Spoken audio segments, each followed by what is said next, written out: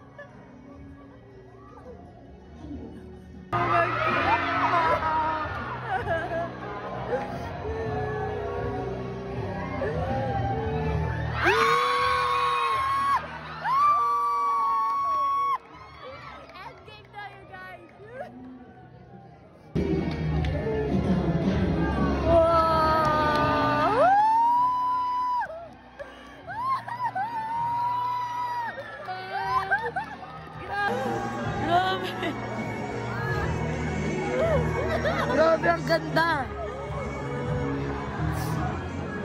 Ang inumi ako.